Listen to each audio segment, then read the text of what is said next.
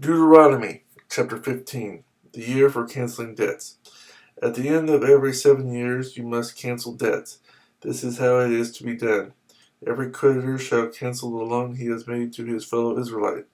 He shall not require payment from his fellow Israelite or brother, because the Lord's time for canceling debts has been proclaimed.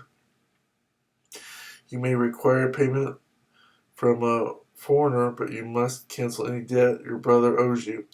However, there should be no poor among you, for in the land the Lord your God is giving you to possess as your inheritance, he will richly bless you, if only you fully obey the Lord your God and are careful to follow all these commands I am giving you today. For the Lord your God will bless you as he has promised, and you will lend to many nations, but will borrow from none. You will rule over many nations, but none will rule over you. If there is a poor man among your brothers in any of the towns of the land that the Lord your God is giving you, do not be hard-hearted or tight-fisted toward your poor brother. Rather be open-handed and freely lend him whatever he needs. Be careful not to harbor this wicked thought. The 7th year, the year for canceling debts, is near, so that you do not show ill will toward your needy brother and give him nothing. He may then appeal to the Lord against you, and you will be found guilty of sin. Give generously to him, and do so without a grudging heart. Then because of this, the Lord your God will bless you in all your work and in everything you put your hand to. There will always be poor people in the land. Therefore I command you to be open-handed toward your brothers and toward the poor and needy in your land. Freeing servants. If a fellow Hebrew, a man or a woman, sells himself to you and serves you 6 years, in the 7th year you must let him go free. And when you release him, do not send him away empty-handed. Supply him liberally from your flock, your threshing floor, and your winepress.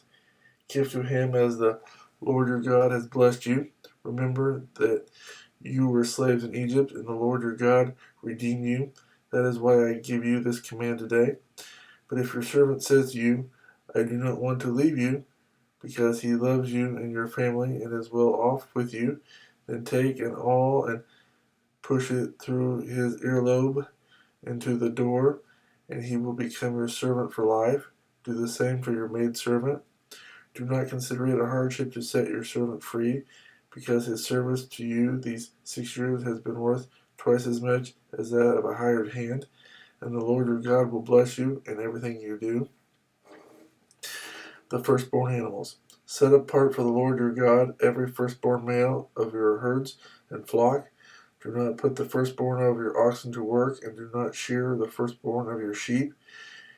Each year you and your family are to eat them in the presence of the Lord your God at the place he will choose.